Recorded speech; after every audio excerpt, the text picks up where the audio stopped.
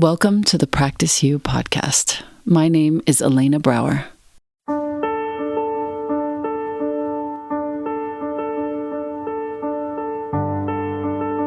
Let's dive into today's conversation regarding life's myriad transitions and how we refine our responses in our relationships, our wellness, our households, our work, and in our practices.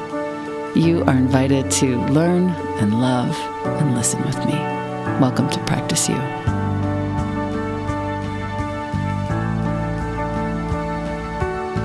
Welcome back to the podcast. I have with me today a very important teacher for all of us.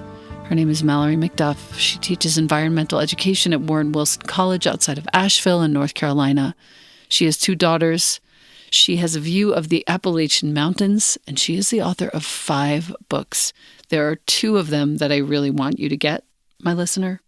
I want you to order Love Your Mother, and I want you to order Our Last Best Act.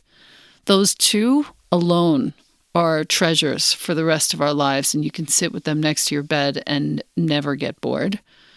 Love Your Mother is 50 states, 50 stories, 50 women united for climate justice. Our Last Best Act, planning for the end of our lives to protect the people and the places we love.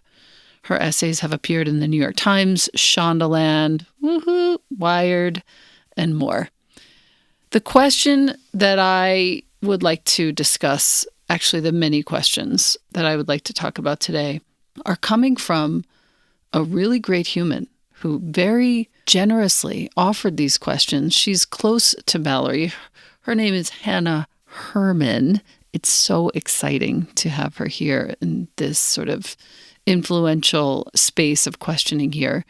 And she really wants to talk about the climate from the perspective of storytelling to bring a little more meaning and power into this conversation. So that's where we're going to begin. Mallory, welcome to the podcast. Thank you so much. I'm delighted to be here. Yes, thank you so much. Will you tell us, first of all, how Hannah relates to you so that I can ask her questions and give her proper credit, please? Sure. And that's so interesting to me that Hannah is going to be a part of the conversation. I love it. Hannah Herman is one of my students at Warren Wilson College. Wonderful. And she's studying environmental education here at the college. Excellent. So Hannah wants to know, why is climate storytelling so meaningful and powerful? I feel that reading Love Your Mother, I'm smitten with 4, but really all of them. I'm smitten with 4 of the states that I would like to talk about today, namely Louisiana, where I got married to my son's father, New York, where I lived for most of my life, Michigan, where the story of Flint's water has me in sway for many, many years now, decades in fact, and New Mexico, where I live now with the Dene story, the Navajo story.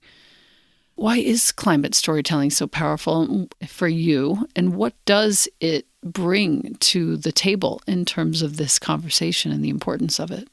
Well, for me, I'm not a climate scientist. I'm an environmental educator, and I'm a mom, and I'm a friend and a daughter and a sister.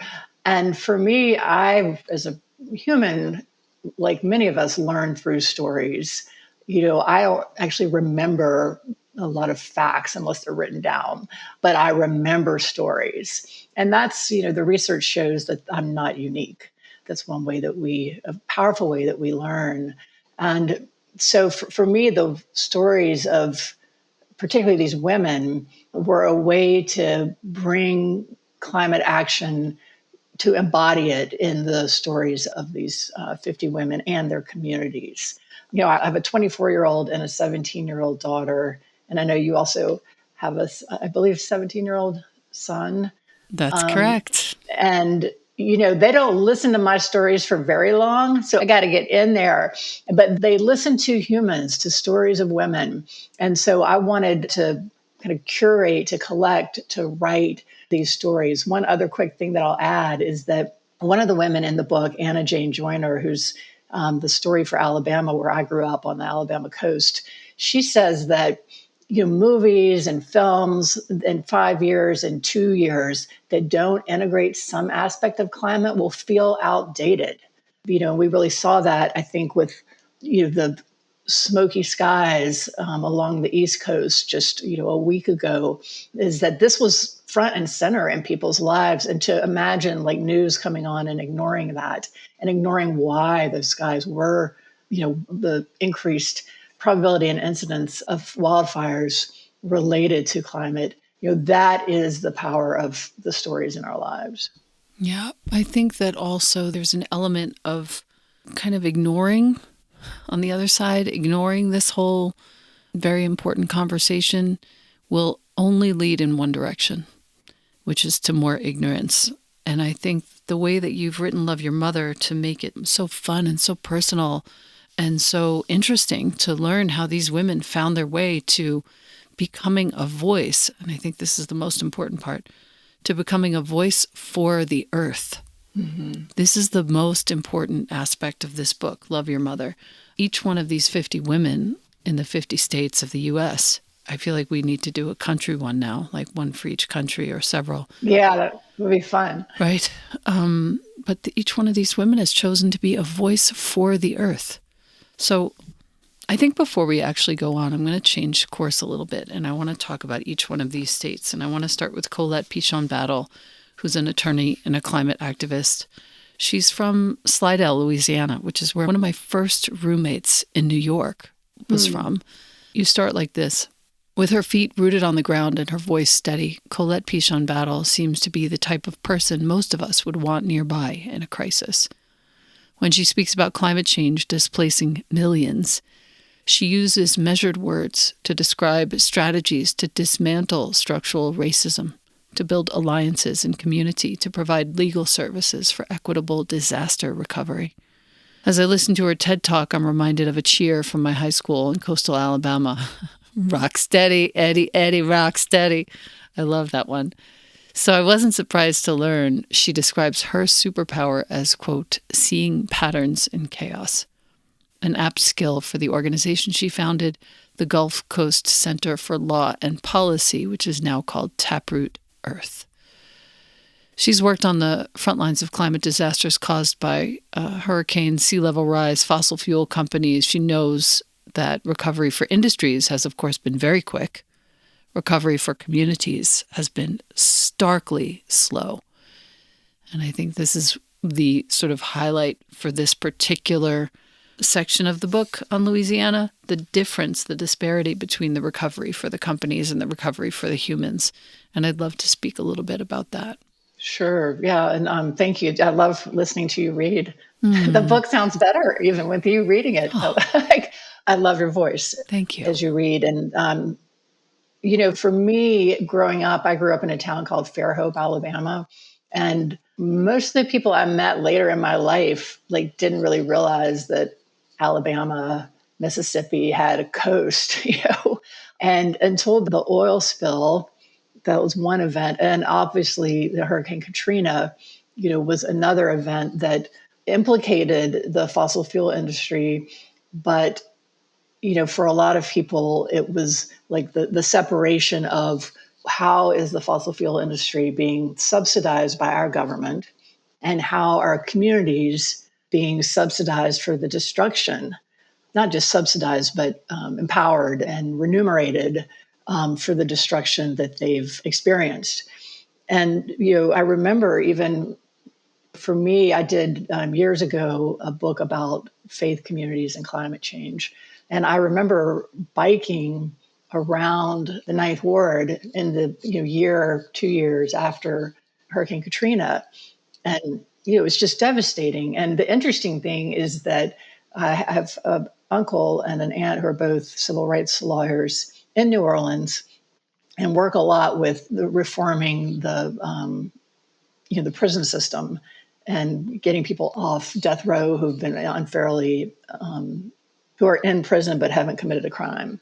And so, to think about, I think Colette's story is one that she is able to think about the intersection of racial justice and climate justice, social justice, economic justice, justice in terms of incarceration rates and who's being incarcerated. And the intersection of all those factors is really hard for our brains to get around, but yet it's almost like the natural way that we think. We really don't silo the aspects of our household life. You don't think about dinner without thinking about who are you cooking for, if you're a parent.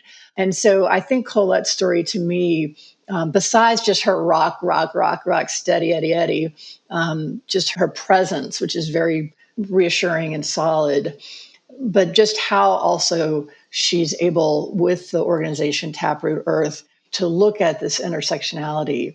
I mean, in Louisiana, we've also got, the aspect of Cancer Alley and the health impacts from our subsidizing of the fossil fuel industry.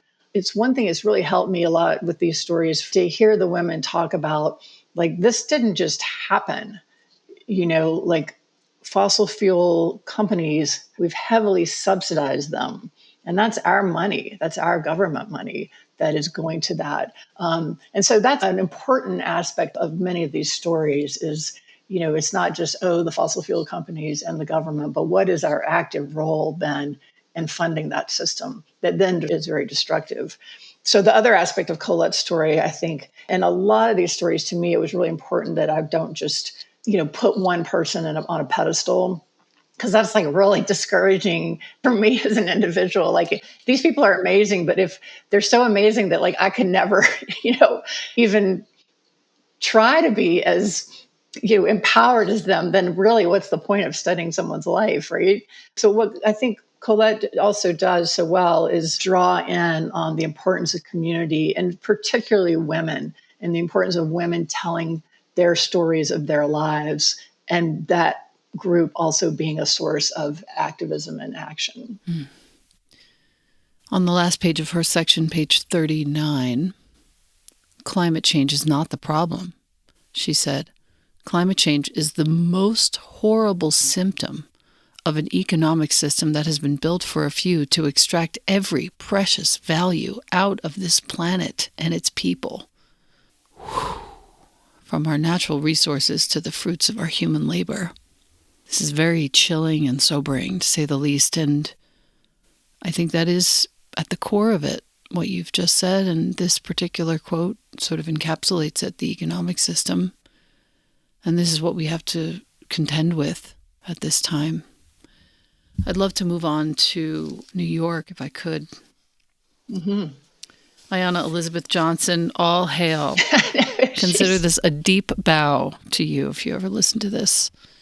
Dr. Ayanna Elizabeth Johnson, she is a force in this world of climate change and climate awareness. She explains that addressing climate change will involve a transformation of everything from agriculture to transportation. She has chosen one area of focus. She's a marine biologist, so she's focusing on the intersection of climate and oceans. And ocean justice for her, in your book as it reads, is where ocean conservation and social justice intersect. We're on page 99 of Love Your Mother. Even if many people aren't aware of the role of oceans in the climate system, she calls the omission of ocean conservation and climate solutions the big blue gap. Especially given that oceans are becoming hotter and more acidic. That acidity is what's fueling all these very intense hurricanes and storms every year. Oceans also hold large-scale promise for climate solutions.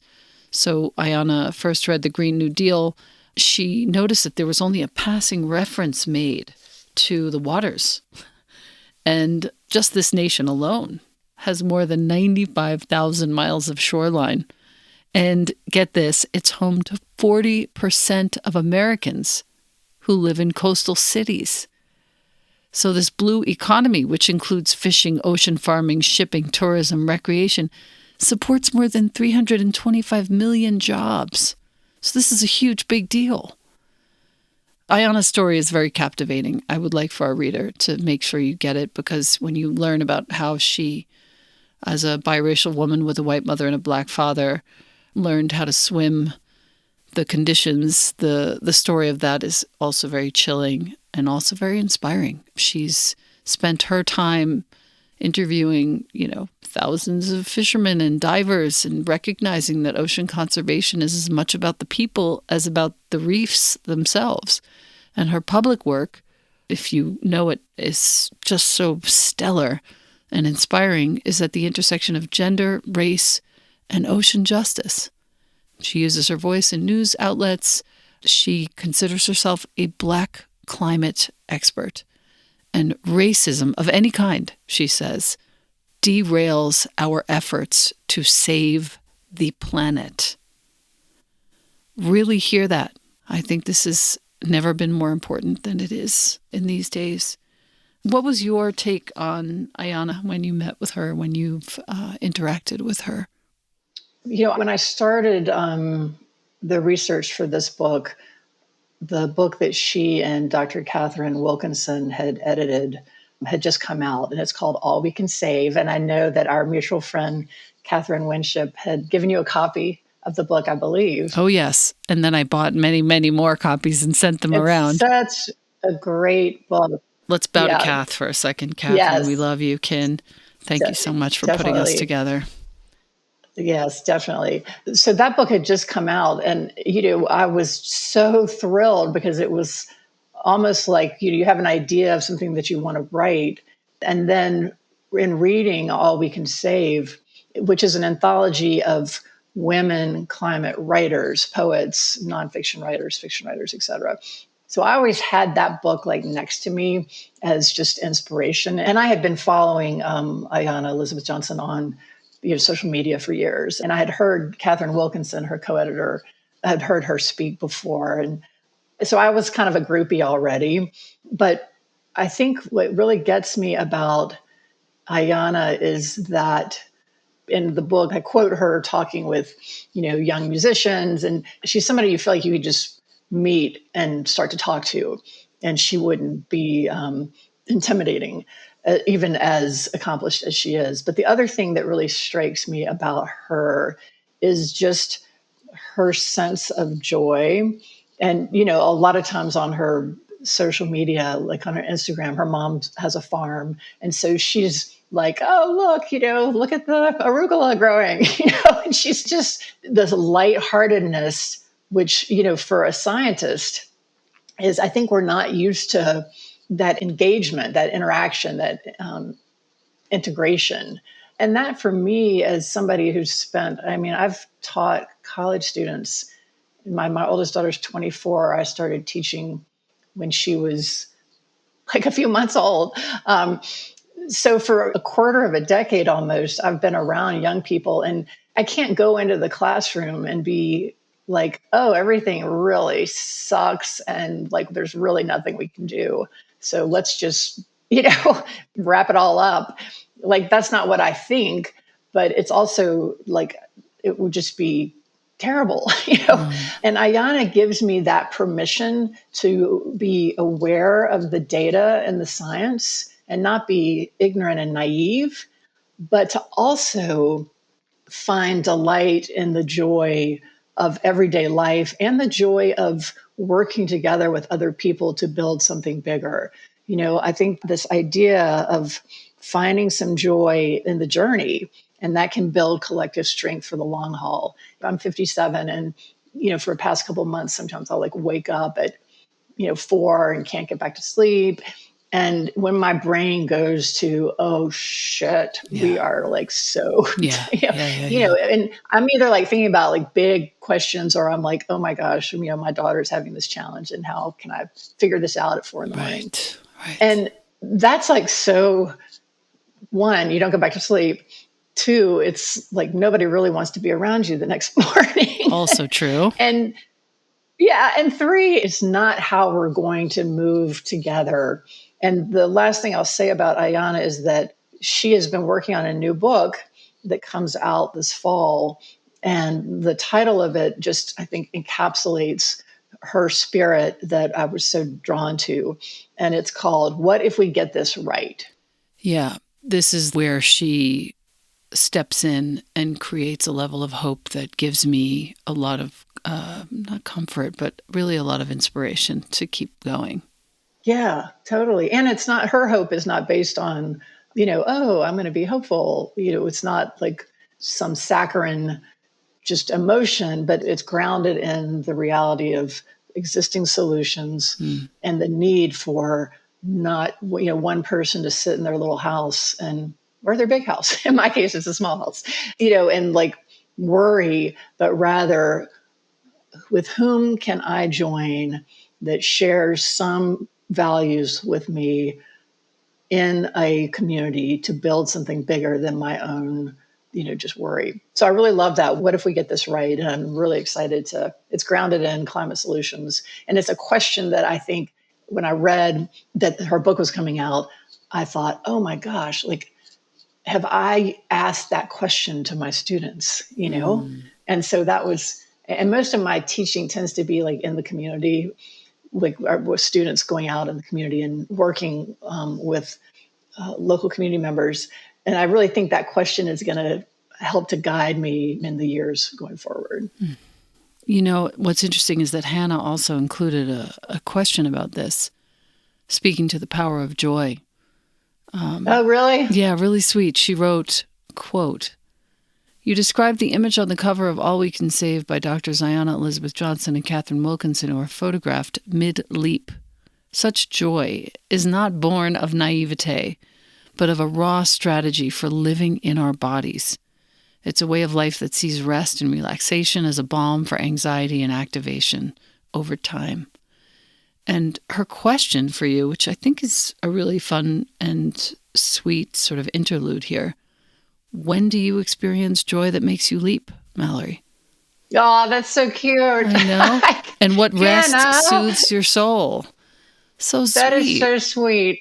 Oh my gosh. I have to just say that Warren Wilson is a very small school. We're big in acreage. There's 1,000-acre campus, but it's smaller than my daughter's big high school. So we do get to know students really well. And like my students come to my house multiple times. I mean, even in COVID, we met outside and we sat in the grass and met just because I want to get them out of the classroom. And, the conversations are different oftentimes if we're sitting in my front yard. Yeah. But so it's just cute. I have to just enjoy thinking about her asking questions. So where do I find joy? The joy that makes you leap is the question. The leap, right. Yeah. And the author bio in All We Can Save is that example of those two editors leaping up into the air. Exactly. Yeah. So, that's a really good question. I think that I run on the campus trails quite a lot, and I run with other friends, so we rehash our lives or hash out our lives during these runs. And so I often find joy when I'm running. And that's, a forward momentum. And I think I also find joy, that kind of maybe it's an internal leaping, running, I'm actually leaping physically, but kind of metaphorically leaping. I think when at the end of every class, I show photos from, the community projects that students have done. So at the start of the class, I'll show photos from the previous year of a similar project. And then at the end of the class, I show, a slideshow of here's you doing the work. And I always have it with music, it's intended to create a vibe. And so watching the students watch themselves, maybe they're teaching, high schoolers or first graders, on the college farm as one example. So watching them watch themselves and realize what they've done is I'm grinning from ear to ear, Those are two examples. Very sweet. I also have a quick answer to that, which is the leaps of joy also on trails. Oh. Whilst running, doing sprints. Oh. So much fun, 90-second sprint upward and then downward.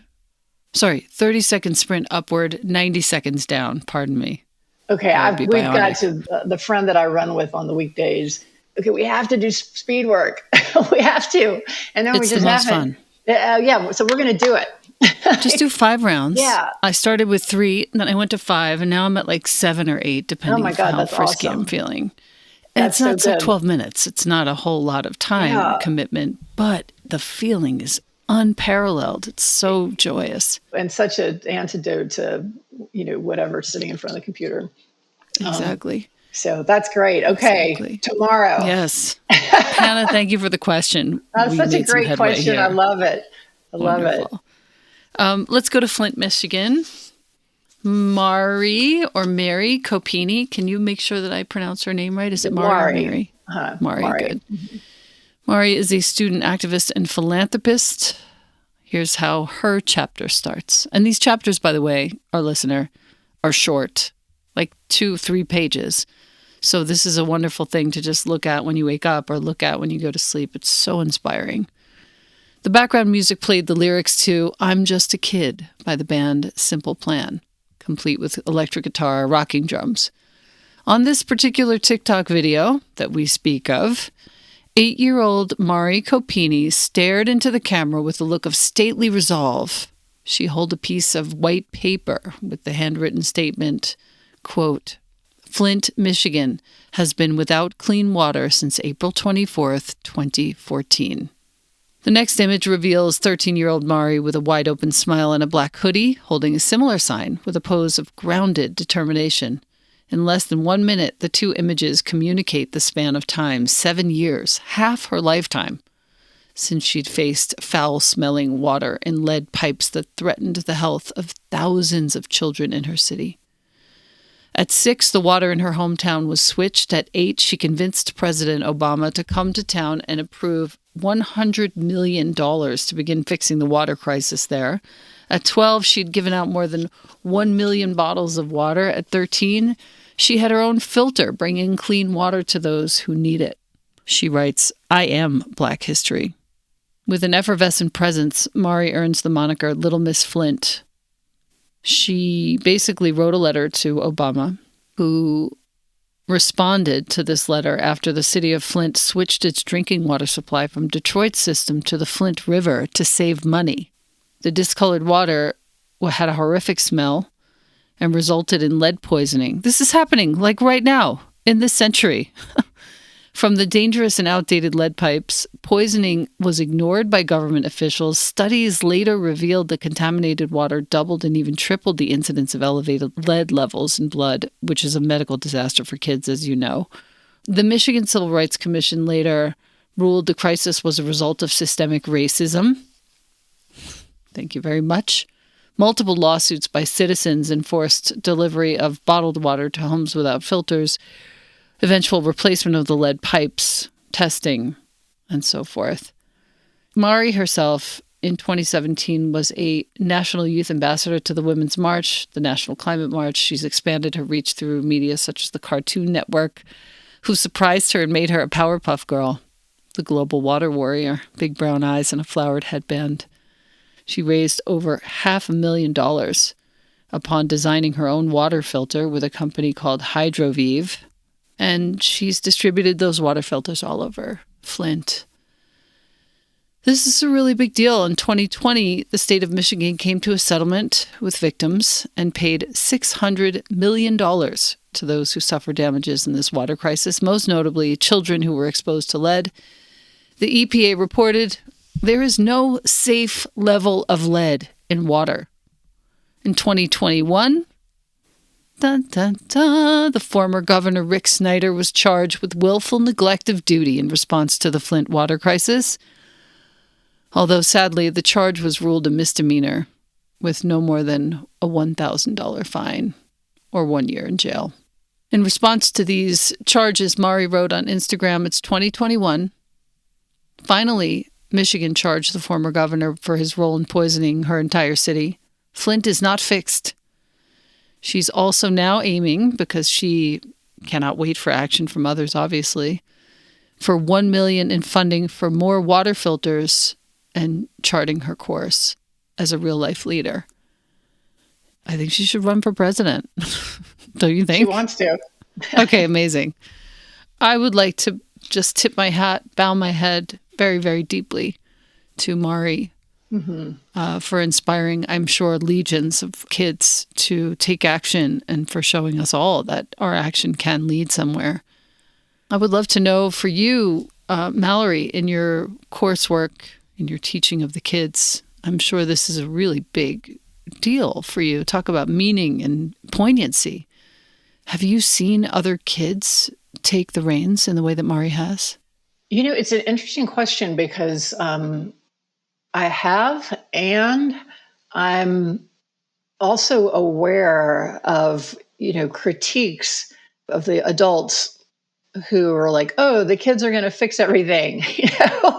In fact, I once wrote an essay that was really focused on youth climate action. And I've written quite a number of essays about that, but this was a particular one where I was, aware that as a 57-year-old, even someone who spends most of my life with young people, I have to be careful to not create these mega heroes for, like an 8-year-old who's taking this climate load, so to speak. So yes, I have. And, this is an extraordinary story that my daughters are wonderful people, but they didn't experience an environmental catastrophe like this. And two, I don't think we can expect like kids to be taking up this mantle. And yet, because of inaction in their state government in this case, and federal government on other levels, many are. And I think, Mari's activism, it seems from the outside, grew from this letter to Obama. And, when Obama came, the scale of her action and the scale of the, collective networks that she built just increased. It's interesting. I should note that for most of the stories, I did first person interviews, but there were some for either if the person was such a high level profile person, or in this case, in Mari's case, at the time of me writing the book, her mom managed her social media at the time, and was very rightly so protective. So in Mari's case, I wrote the story from secondary sources. And there's a lot of videos and stories and articles. And in my book, for each chapter, I include all the sources that were used. And then sent the essay for everybody that I wrote about, that I sent the essay back to Mari and her mom, who read it and gave any feedback that needed. So I just did want to clarify that. What's happening, and one thing that's happening right now in terms of youth engagement in climate action is just yesterday, I believe, wrapped up the testimony for the first youth-led climate constitutional case. And it's a story in the book, the state of Montana, but it finally went to court. Basically, the premise of the case is that the Constitution of the state of Montana gives its citizens the right to a healthy environment, and it's in the Constitution. And so these cases have been brought up for years, and they've been blocked by the government actually and by the fossil fuel industry. So this is the first time one has gone to court, and it's another model of how youth, have the capacity to use a lot of different tools. Mari's was like community organizing and fundraising, and the plaintiffs in Montana is one example, using legal strategies and legal action. It's going to take everything. I've already just turned to Montana, page 191 in Love Your Mother. This student's name is Grace Gibson Snyder. She's in Missoula. Mm-hmm. And I just want to say, I find this extremely inspiring. I really appreciate the checking of the sort of hero making. I really appreciate that. But I still feel, and I still feel really excited when I see these people who are coming through, becoming teenagers, finding purpose, and executing. Oh, totally. Unbelievable. Well, and I think it's not to see them as exemplary people, but, it's just been an interesting perspective for me to think about, okay, how are we all shouldering the load in a sense? And the crazy thing is that there's a federal lawsuit, Juliana versus U.S., and Kelsey Juliana, who's the lead plaintiff in that case, was my student at Warren Wilson for a year and a half. Oh, wow. She was doing the same projects that, all of my other students have been doing, teaching in the schools, teaching on the farm, working with senior citizens. And she would fly home to Washington State for this climate case. It's gone to the Supreme Court, and they're not arguing about It's arguing about who actually can make the decision. People agree, oh, yes, the government knew about the damage of fossil fuels. And yes, they subsidize the fossil fuel industry, but who has the legal ground to demand a change? So, I mean, and I could kind of get a little internal joy clicking my heels from just like talking about those stories, as well as Mari's story. And this goes back to our first question about the power of storytelling. Like for me, there is nothing that I like more than if a student says, oh, I'm interested in environmental law. Like for me to say, oh my gosh, you've got to read about Kelsey Juliana. She was a student at Warren Wilson for a year and a half. And look at this case, look what she's doing. That connecting people with what their interests are and recognizing that like just what you are interested in as a result of your life experiences and who you are, that is an asset. And I love like connecting students with other people who can be resources for them. So I'm just circling back to the joy and the Girl, that's all we can do. Well, I'm envisioning Hannah like dropping names that they kind of joke that I'm like a name dropper, but I'm a name dropper like for the students, like, oh my gosh, you've got to meet this person. And that's so fun. And that's, if you stay in one job for a long time, I think it can be easy to be like, oh my gosh, like what new am I contributing? But, having contacts in community that becomes like a currency, that's of value to connect people to other people. So that's my superpower. I love it. I'll take it. It's also Kath's superpower too, who brought us together. I want to talk about Kendra Pinto though. Okay. I now live in New Mexico. This has a lot of meaning for me. I have some Dene friends, Navajo friends, and Kendra is a storyteller and an educator from Twin Pines, the Eastern Agency of the Navajo Nation in New Mexico. This is a conversation about fracking. And our listener, if you don't know about fracking, this is important. This taught me a great deal. 10:30 p.m. when Kendra Pinto gets a text alerting her to a nearby explosion turned fire. This is July 2016. To the west, she sees an orange glow, hears loud pops coming from the fire. With her father and her sister, she drives to the scene to see what's happening, gauge the threat, not knowing if they should leave or stay in their home. When they arrive at the scene, Kendra soon realizes these are gas storage tanks from a WPX fracking site. And the explosion creates a fire that burns for 5 days. She streams it live on Facebook. She wrote a piece in the Huffington Post, which you reference. The fire's roaring loudly. All they can do is watch.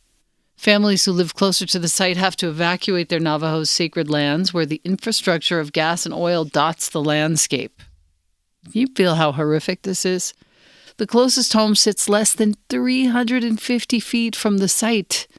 And indeed, the Four Corners area, which is where New Mexico, Arizona, Colorado, and Utah meet, has the largest concentration of methane, which is a byproduct of hydraulic fracking in the U.S. Fracking involves drilling into the earth and injecting a high-pressure mixture, I never knew this, of water, sand, and chemicals into the rock to release natural gas, which causes geological shifts in the ground. And you can imagine all the other possible results of this.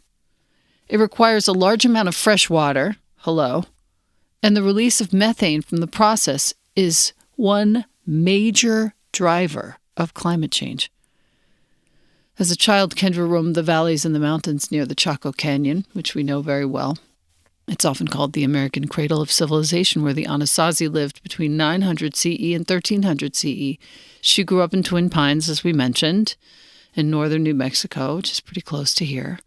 After living in Chicago as a young adult for several years, she returned home to care for her grandmother and discovered a transformed landscape.